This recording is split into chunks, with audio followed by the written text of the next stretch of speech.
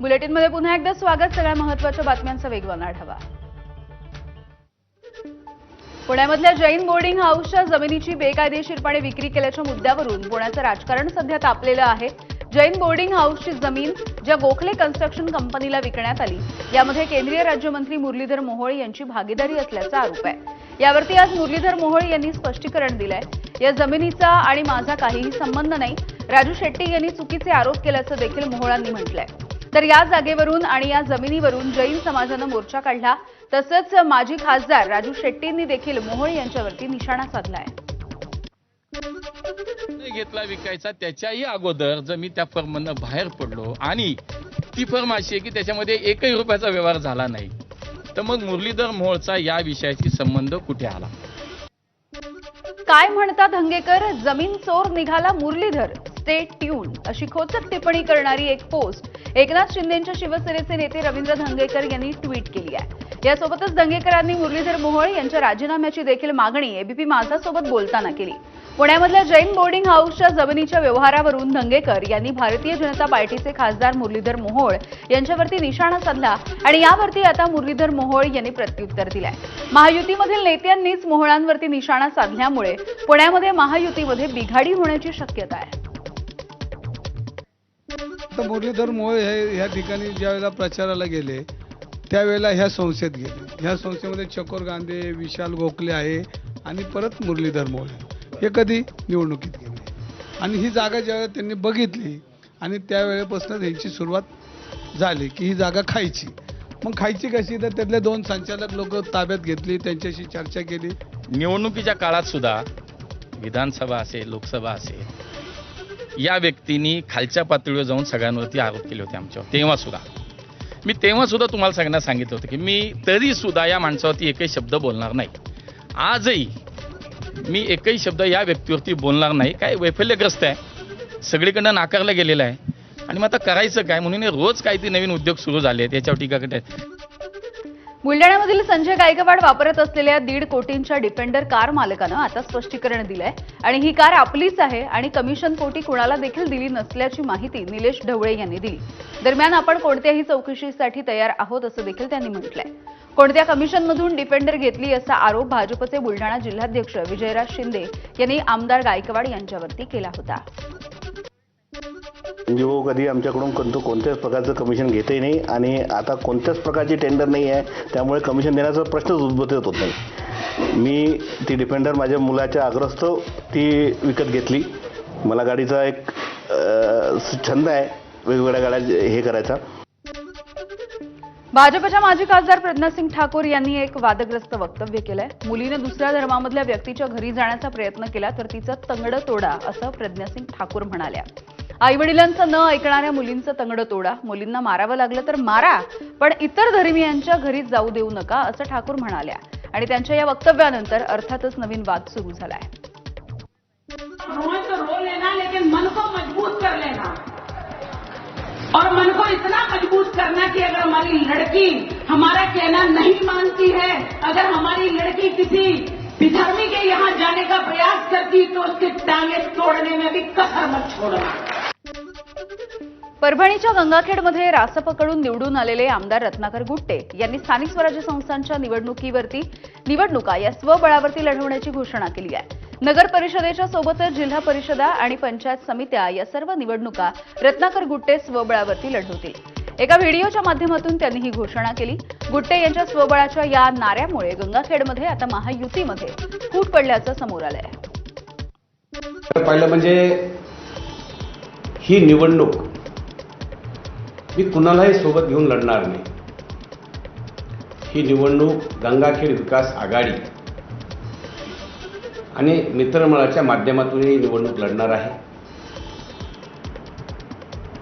आणि 26 उमेदवार मी उभे करणार आहे.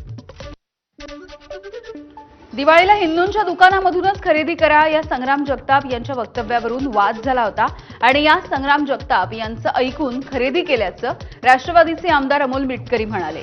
या दुकानामध्ये असलेल्या बॉम्बच्या नावावरून मिटकरींना जगतापांची आठवण झाली आहे. आता मी हिंदूंच्याच दुकानात फटाके घ्यायला आलोय, पण मार्केटला फटाका सद्दाम आहे, याचं काय करणार? हा सद्दाम फटाका पाहून मला आपल्या संग्राम जगताप. अहिल्यानगरचे आमदार संग्राम जगताप यांची फार आठवण येते. ओबीसी नेते लक्ष्मण हाके यांनी फेसबुकच्या माध्यमातून मुख्यमंत्री देवेंद्र फडणवीसांना पत्र लिहिलंय. पत्रामध्ये ओबीसी आरक्षणावरून हाकेंनी जरांगेंवरती जोरदार निशाणा साधला. जरांगे फक्त मुखवटा असून त्यांच्या मागे काही मराठा नेते असल्याचा आरोपही हाकेंनी पत्रामधून केलाय. तसंच काही क्रूर मराठा नेते हेतू साध्य करण्यासाठी असं करतायत असा आरोपही हाकेंनी केला. भाजपचे आमदार शिवाजीराव कर्डिले यांचं नुकतंच अल्पशा आजारानं निधन झालं आणि यानंतर आज उपमुख्यमंत्री अजित पवार यांनी कर्डिले कुटुंबियांची भेट घेतली. कर्डिले यांच्या निवासस्थानी जाऊन त्यांनी कुटुंबियांचं सांत्वन केलंय. धाराशिवच्या भूम तालुक्यामध्ये 4 महिन्यांपूर्वी गुंडांकडून पवनचक्की कंपनी तोडफोड करत कर्मचाऱ्यांना मारहाण करण्यात आली होती. मात्र अद्याप या प्रकरणी गुन्हा दाखल झालेला नाहीये. खंडणीसाठी निलेश घायवळ आणि त्याच्या साथीदारांनी ही तोडफोड केल्याची माहिती मिळते. मात्र अद्याप पवनचक्की कंपनीकडून याविषयी कुठलीही तक्रार देण्यात आली नसल्याची माहिती पोलिसांनी दिली. त्यामुळे तोडफोड करणाऱ्या गुंडांना नेमका कोणाचा पाठिंबा आहे आणि ही कंपनी कोणाच्या दहशतीखाली मौन बाळगून आहे असाही प्रश्न आहे. नाशिकच्या ITI कॉलेजमध्ये आता वैदिक संस्काराचे धडे दिले जाणार आहेत. वैदिक संस्कार ज्युनियर असिस्टंट हा नवा अभ्यासक्रम आता सुरू केला जातोय. कुंभमेळ्यामध्ये दैनिक विधींसाठी मोठ्या प्रमाणावरती पुरोहितांची गरज लागणार आहे आणि पुरोहित उपलब्ध व्हावेत यासाठी अभ्यासक्रम सुरू केला जातोय. अल्प मुदतीच्या या रोजगारक्षम अभ्यासक्रमाच्या अंतर्गत विद्यार्थ्यांना वैदिक संस्कार, मंत्रोच्चार आणि धार्मिक विधींचं प्रशिक्षण दिलं जाईल. आधुनिक तंत्र शिक्षणासोबतच आध्यात्मिक ज्ञानाचा संगम घडवण्याचा हा प्रयत्न असल्याची माहिती मिळतेय. मात्र त्र्यंबक मंदिराच्या विश्वस्तांकडून या सगळ्याला विरोध होतोय.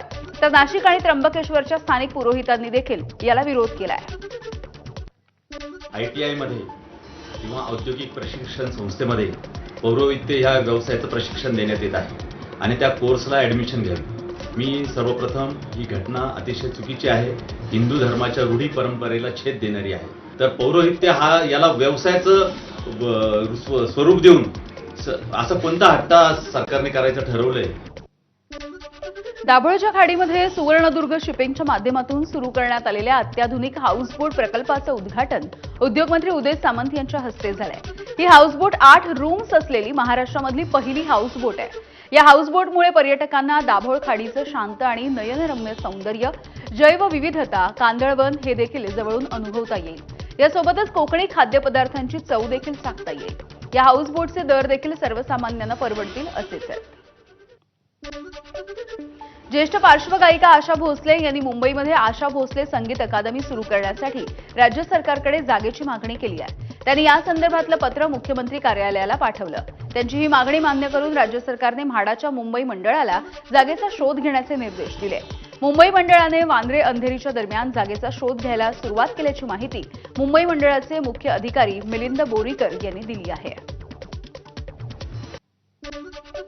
मुंबईच्या गोवंडी भागामध्ये ज्योती मा म्हणून नाव बदलून राहणाऱ्या बांगलादेशी बाबू आयनल खान याला काल पोलिसांनी अटक केली.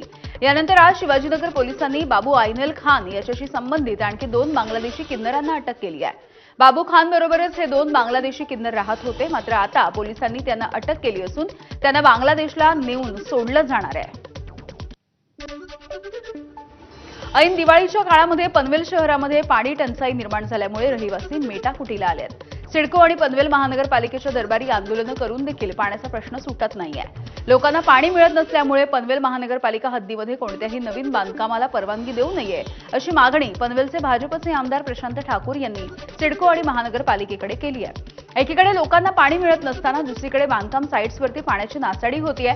त्यामुळे जोपर्यंत लोकांना पुरेसं पाणी उपलब्ध होत नाही तोपर्यंत बांधकामं थांबवा अशी मागणी देखील केली जाते.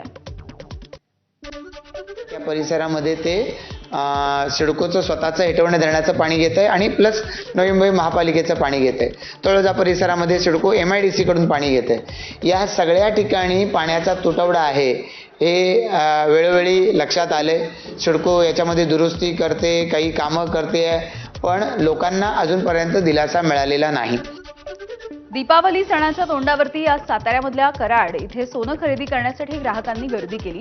सोनं आणि चांदीच्या दरामध्ये मोठी वाढ होतीये आणि आज 1,28,000 रुपयांवरती असलेलं सोनं नव्या वर्षामध्ये 1,45,000 पर्यंत जाईल असं कराड इथल्या सोन्या व्यापाऱ्यांनी सांगितलंय. त्यामुळे सोनं चांदीमधील आजची गुंतवणूक ही भविष्यामध्ये फायदेशीर ठरेल असंही बोललं जात आहे.